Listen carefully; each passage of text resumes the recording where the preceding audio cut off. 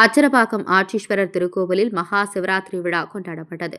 செங்கல்பட்டு மாவட்டம் அச்சரப்பாக்கம் நகர் பகுதியில் உள்ள அருள்மிகு இளங்கிளி அம்மன் உடனுரை ஆட்சீஸ்வரர் திருக்கோவிலில் ஆண்டுதோறும் மகா சிவராத்திரி விழா நடைபெற்று வருவது வழக்கம்.